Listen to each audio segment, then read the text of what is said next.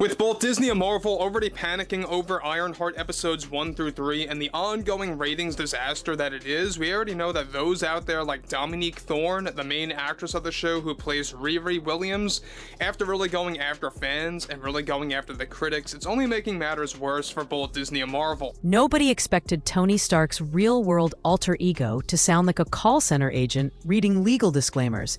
But that's exactly how Robert Downey Jr. came across when he hit the late-night circuit praising Ironheart. The grin looked right, the words were all approved, yet something in his cadence told diehards he was swinging a teleprompter rather than his trademark charisma. Within hours, hashtags like "Who hijacked RDJ" trended. Rotten Tomatoes scores bounced like faulty reactor levels, and Marvel's top brass were scrambling for the panic button. So how did the MCU's brightest star become the face of an emergency rescue mission, and why is it blowing up in everyone's lap? Let's trace the shrapnel. But first, a quick primer on the show that lit the fuse. Tonight is the finale of Ironheart. What's that? And if it feels like, yeah, exactly, what's that? If you feel like, wait a minute, didn't it just start? Yep. Marvel decided to do the unprecedented thing that they've never done with one of their shows and just broke it just into two. Couldn't even give it 3 weeks. When Ironheart was announced in 2020, Marvel pitched it as tech versus magic meets Gen Z genius, filming wrapped in 22. But a bruising post-production delay shoved the series from headline slot to late-night scroll, finally dropping on Disney Plus this spring with a muted marketing push. Viewership proved just as quiet. 3 episodes in, critics logged an anemic 49% on Rotten Tomatoes, while the audience score nosedived below 30. Thanks in part to coordinated review bombing that Marvel fans and detractors volleyed back and forth like a firewall test gone rogue. Dominique Thorne's Riri Williams, charismatic on paper, struggled to break out under the weight of comparisons to Stark. Marvel's own press kit framed her as Iron Man's superior in raw genius, wording that landed with all the grace of a repulsor blast to nostalgia. Fans who'd waited a decade to see Tony's protégés wanted a natural handoff, not a cold corporate memo declaring upgrade complete. This is also a show that is based on a comic back in 2016 that was cancelled, quite frankly. That's also another fact that people have to realize. But focusing on Disney CEO Bob Iger and Kevin Feige, they are desperately trying to oversell this show. Resentment simmered. Then came the algorithms. Clip compilations of Riri's debut flooded TikTok with cherry-picked lines held up as proof Marvel had lost the recipe. Some edits clocked millions of views, far outdrawing the show's official teasers, fueling a spiral where every fresh cameo felt like a patch on a sinking hull. Marvel hoped numbers would rebound once full-season data rolled in, but the early analytics spelled trouble. Completion rates fell below 40% by episode 4. And social sentiment trackers flagged Ironheart alongside MCU fatigue more often than must-watch. By mid-season, Disney executives were already muttering about another secret invasion moment. Something drastic was coming. Audiences could smell it like ozone before a storm. Marvel's solution? Plug the hole with a living legend. Behind the scenes, Bob Iger had begun tightening the throttle. Wall Street's honeymoon with streaming had crashed. Every greenlit spinoff now faced a cost-to-churn spreadsheet. Iger's new mandate: 2 or 3 movies a year, max 2 Disney Plus series, a far cry from the pre-pandemic fire hose approach. Now, one thing about Bob Iger is that we know that I, along with many others out there, like to call him Bob Liger, because all this guy does is lie to the audience, he lies to the shareholders, he lies to anybody out there, in order to really kind of string them along into the following year. Analysts pointed to viewer saturation. In 2021, the phrase Marvel content drought trended. By 2024, it flipped to too much homework. Parrot Analytics reported demand for Marvel originals sliding 18% year over year, even before Ironheart aired. The shrinking slate put ruthless pressure on every new entry. Win big or get written off like a tax loss. For Ironheart, that meant one thing. If the series stumbled, future young hero experimentals, think Nova or Champions, could be shelved indefinitely. Enter Iger's legacy star parachute. In corporate theory, it read like an algebra proof. RDJ charisma plus glowing endorsement equals confidence spike equals watch-through lift equals subscriber stickiness. But algebra never met fandom emotion. Marvel still pulled the lever.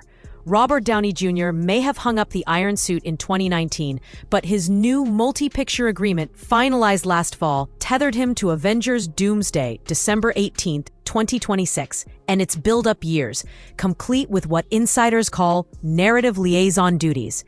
Marvel show, at least since the era of the MCU has begun, that has so quietly come and gone with so little notice and so little fanfare that I put up a review, or we were talking about it in one of the videos I was reading through the comments, we were talking about Ironheart, and a whole ton of people were reading it. I didn't even know this thing came out yet. Translation, up here. When summoned to bless strategic Disney Plus projects and reassure investors the NCU's spine remains intact.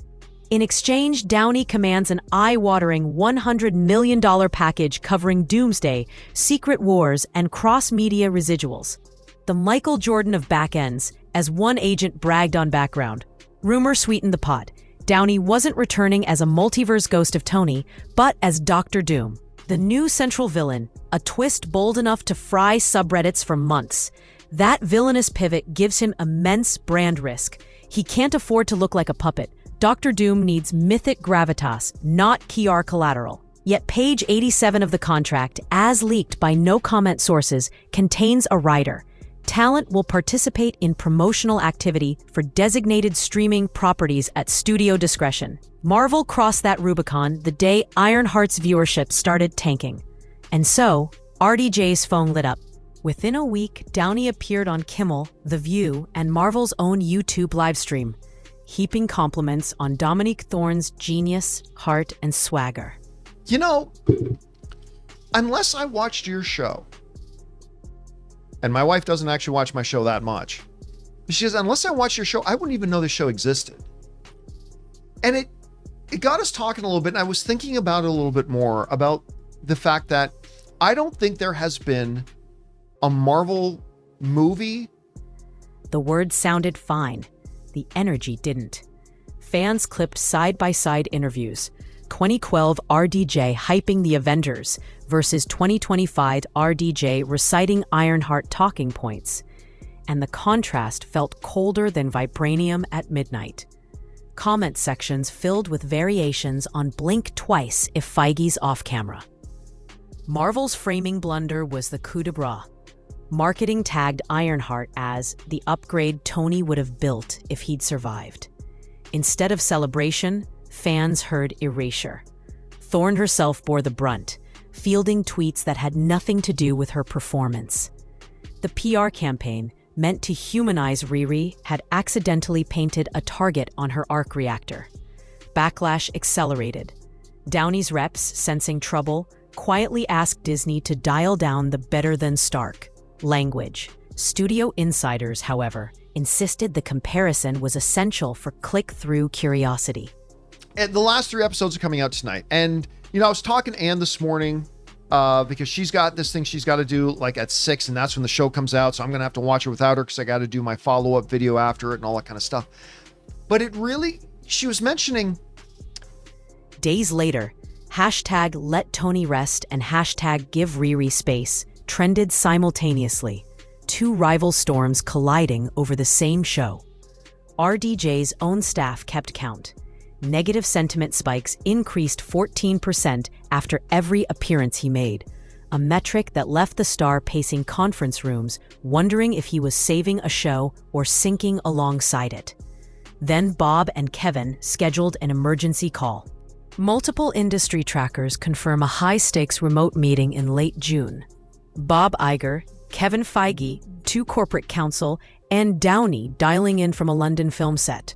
The ask: issue a public statement denouncing sexist, racist, anti-DEI attacks on Ironheart and urging true fans to rally. The subtext: silence is complicity. Downey didn't just hesitate, he erupted. Sources describe a 15-minute monologue where he cited brand authenticity, fan goodwill, and the danger of telling audiences their critiques equaled bigotry. he offered a compromise. Praise the creative team. Underscore Riri's unique path. Void moral mandates. And it got me wondering about, and by the way, I don't think this is the worst thing they've done. I think Secret Invasion is worse than this. Yeah. I think it's better than Secret Invasion. That's not saying a lot, but it's not the worst thing they've done. Not very good, but it's not the worst thing they've done. Marvel refused. The statement, they argued, would reframe the discourse and protect Thorne. Downey countered that turning a nuanced quality debate into a culture war slugfest would scorch earth everyone, especially the actor now typecast as corporate hall monitor. When counsel cited the promotional duty clause, RDJ replied, "Obligation isn't ownership. You can't own my voice." Negotiations stalemated. The call ended on an icy, "We'll revisit." No statement was released. Yet the fallout was instant. Within 48 hours, whispers reached trade journalists. Downey might limit all future non-film PR until the Ironheart dust settles, effectively ghosting the Phase 6 hype machine. The Russo brothers, currently storyboarding Doomsday, allegedly expressed concern the spat could derail early marketing beats they'd planned around Comic-Con 26. Investor chatter thickened. Disney stock, already seesawing on ESPN divestiture rumors, dipped another 1.8% after an analyst note warned key talent tension raises execution risk. Fan culture split down fault lines. Camp A, RDJ's protecting fandom integrity. Camp B, he's sabotaging Marvel's DEI progress. Inconceivable. Inconceivable, Vincini, that it's even just 3 years ago, proposing to me that a Marvel Cinematic Universe show is coming out and no one's even going to notice. Algorithms amplified both extremes, and moderate voices got drowned, like middle panels at San Diego. Meanwhile, Ironheart's finale premiered to the lowest completion rate for any MCU show to date. Merch pre-orders, especially the $129 Mach 2 Heart suit replica, tracked below projections by 42%. Numbers shops blamed partly on controversy cloud. Marvel's once bulletproof synergy suddenly looked brittle.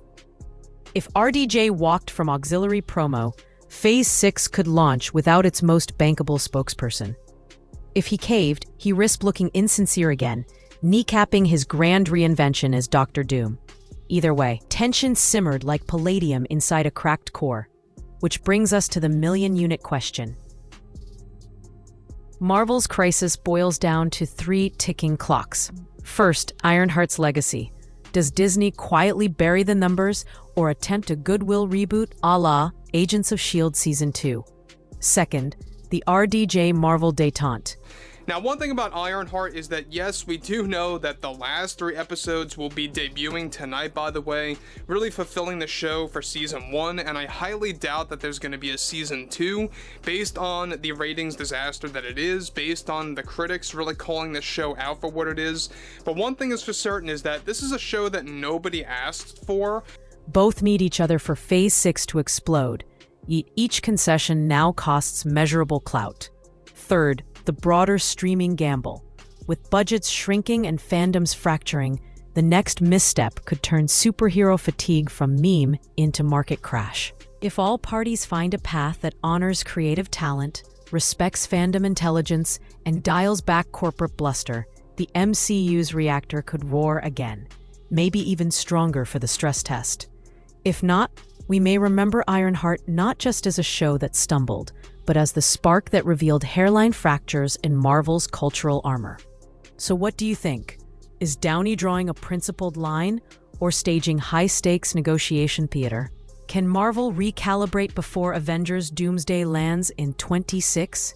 Drop your take below. Hit subscribe for uncensored breakdowns and keep that notification bell primed, because this saga is far from over, and the next blast radius might reach every corner of the multiverse. Stay tuned.